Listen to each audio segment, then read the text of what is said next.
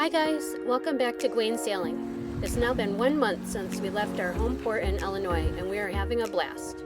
After leaving Port Huron, Michigan, we rode the quick current down the St. Clair River and headed for Lake St. Clair, a beautiful resort area. This is a major shipping channel for commercial vessels to get between Lake Huron and Lake Erie, and we had to share the waterways with many big ships, but we could see all of them well in advance using our technology. Our first stop was at the Grosse Pointe Yacht Club on the shores of Lake St. Clair. This yacht club is one of the top 10 clubs in the United States and was such a nice break for us after staying at some of the smaller, older marinas over the last few weeks. We stayed here for 2 nights so we could take advantage of all of their amenities. They have a very strict dress code here, along with 3 bars, 2 restaurants, a pool, and even a 6-lane bowling alley.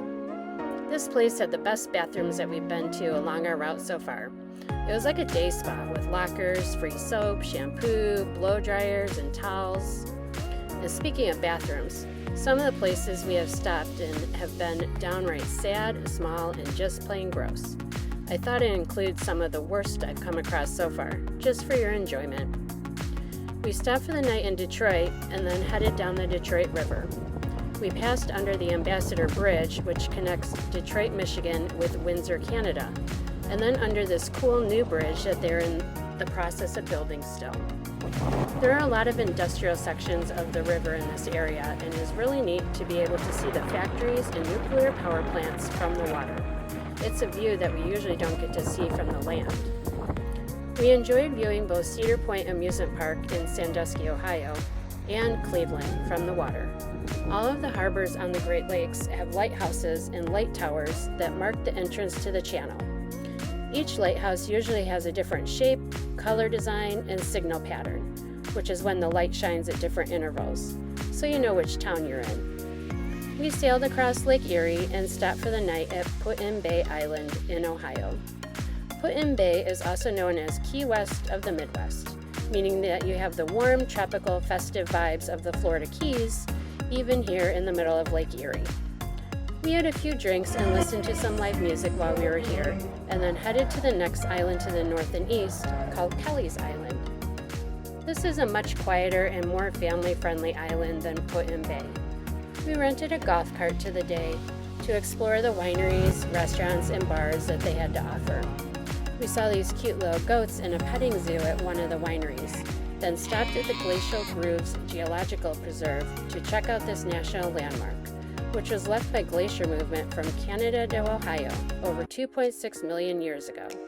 It's the most famous example of glacial grooves in the world. After catching another amazing sunset, we headed to Vermilion, Ohio, to meet our harbor host and pick up some packages that we had sent in advance. Wayne did some work on the boat, and we took a ride in our dinghy to check out all the beautiful homes along the waterfront. We stopped for a drink outside the local boat club. Later that night, we treated our harbor host, John and his wife, to a nice steak dinner for all of their help gathering the mail for us. Our next stop was in the town of Erie, Pennsylvania, where we had to sail under this convention center walkway in order to get into the yacht club marina. We spent a few days exploring Erie and stocked up on groceries. The Vice Commodore of the yacht club, Tracy, was kind enough to drive us to do our errands today.